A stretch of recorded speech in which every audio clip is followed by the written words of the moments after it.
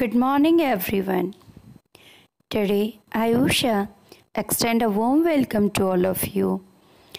We are going to read the lesson Tsunami. Tsunami, as you know, कि नाम से boring feel हो रहा है, but not. This is a story of the persons जिनकी बहुत ज़्यादा जिन्होंने साहस दिखाया. Tsunami is a very large and powerful wave caused by the earthquakes under the sea. Tsunami जो है बहुत पावरफुल वेव होती है जो अर्थक्वेक जो समुंदर के अंदर अर्थक्वेक आता है यानी कि भूकंप आता है उससे ये उभरती है. ये कहानी है 26 दिसंबर 2004 की जब एक सुनामी ने थाईलैंड और उसके इंडिया के कुछ पार्ट्स को जैसे अंडमान निकोबार आइलैंड को जो ना हिट किया था एंड तमिलनाडु के कुछ कोस्टल एरियाज़ को. यहाँ पर कुछ कहानियाँ हैं जो साहस और उनके बचाव की जो इसकी चपेट में आ गए थे. Did animal sense that tsunami was coming? क्या एनिमल्स को पता चल जाता है कि सुनामी आ रही है? Some stories suggest that they did. कुछ कहानियाँ बताती हैं कि उन्हें ऐसा फील होता है क्योंकि जो सुनामी की कहानी है उसमें एक भी एनिमल मतलब बहुत कम एनिमल्स इंजर्ड हुए थे और ज़्यादातर लोगों का नुकसान हुआ था. इसमें कुछ कहानियाँ सबसे पहले जैसे these stories are all from Andaman and Nicobar archipelago. Archipelago is the name of place. Ignatius was the manager of cooperative society in Kachal. Kachal में Ignatius cooperative society का manager था.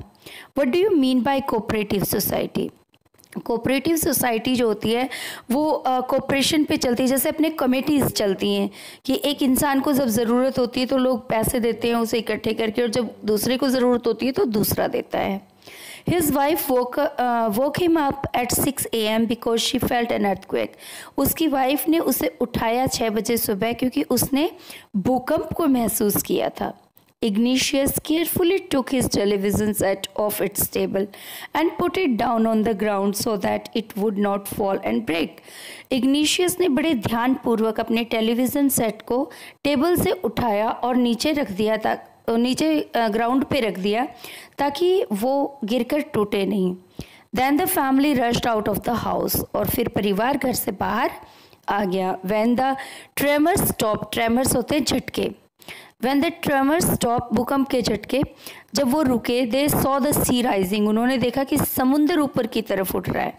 In the chaos of and confusion, ये chaos नहीं है, ये chaos पढ़ा जाएगा बेटा. chaos and confusion. chaos is मतलब मेंटली डिसऑर्डर में जैसे कि इंसान कन्फ्यूजन में होता है ना उस तरीके से. 2 of his children caught hold of the hands of their mother's father and mother's brother. उसके 2 बच्चों ने उसकी मम्मी के फादर यानी नाना जी का हाथ पकड़ा था और ने उसके मामा जी का. And rushed in the opposite direction. वो उल्टी दिशा की तरफ भागे. He never saw them again. उन्होंने उसे कभी भी नहीं देखा. His wife was also swept away. उसकी बीवी भी लहरों के साथ बह गई थी. Only the 3 other children who came with him were saved. उसके इग्निशियस के 5 बच्चे थे तो 3 जो उनके साथ थे सिर्फ वही सेव हुए थे. मतलब ऐसे टाइम पे एक विचारधारा भी लेकर आप चले कि जैसे ही भूकंप आया उसने इतना दिमाग लगाया कम से कम कि मतलब उसने टेलीविज़न सेट ऑफ किया, घर से बाहर निकला. उसने जब सी को राइज करते हुए देखा तो वो वहाँ से निकल लिया. कितना मतलब जो है ना उसके जो 5 बच्चों में से 2 बच्चे एक नाना के साथ गया था वो भी और एक मामा के हाथ पकड़ कर गया था वो भी. वो दोनों के दोनों लहरों के साथ बह गए. उसकी अपनी वाइफ भी बह गई. मतलब उसने अपना ऑलमोस्ट पूरा परिवार ही खो दिया. सिर्फ और सिर्फ उसके 3 बच्चे जो उसके अपने साथ आए थे वो उनमें से बच गए थे. तो अब हम आगे चलते हुए बताएंगे. अच्छा जो कैओस मैंने आपको बताया था इसके बाद ये अनदर स्टोरी है. Sanjeev was a policeman serving in the Kachal island of Nicobar group of islands. Kachal जो है एक प्लेस का नाम है, मैंने आपको बताया था ये निकोबार आइलैंड्स में है. He somehow manage to save himself. उसने किसी प्रकार से अपने आप को बचा लिया था. His wife and his baby daughter from the waves, उसने अपनी वाइफ को और अपनी बच्ची को दोनों को लहरों से बचा लिया था। But then he heard cries for help from the wife of John, लेकिन उसने तभी जो है ना आवाज़ें सुनी चीखने की, किसकी? जॉन की वाइफ की। जॉन कौन था? द गेस्ट हाउस कुक, जो उसके गेस्ट हाउस का कुक था। Sanjeev jumped into the water to rescue her, Sanjeev ने पानी में छलांग लगा दी उसे बचाने के लिए। Rescue means to save. But they were both swept away, लेकिन वो दोनों ही लहरों के साथ बह गए। 13-year-old मेघना, ये एक अलग कहानी है। 13-year-old मेघना was swept away along with her parents and 77 other people. 13 साल की जो बच्ची मेघना है वो भी बह गई, उसके साथ 77 और लोग थे। She spend 2 days floating in the sea, उसने 2 दिन समुद्र में तैरते हुए बिताए। Holding on to the wooden door, एक लकड़ी का दरवाज़ा जो किसी घर का टूट कर गिर गया था उस पर बैठकर। 11 times she saw relief helicopters overhead, 11 बार उसने रिलीफ हेलीकॉप्टर्स को अपने ऊपर से जाते हुए देखा। बट दे डिड नॉट सी हर, लेकिन वो उसे देख नहीं पाए। शी वॉज ब्रॉट टू शोर बाई अ वेव, उसे एक लहर के ज़रिए किनारे तक लाया गया। And was found walking on the she शोर इन ए डेज, और जो शी शोर पे लोग ढूंढ रहे थे, जो घूम रहे थे, उन्हें वो मिल गई। अब है इसमें एल्मस जावेद। एल्मस जावेद जो है वो एक लड़की का नाम है। वो 10 years old, जो 10 साल की एक बच्ची है।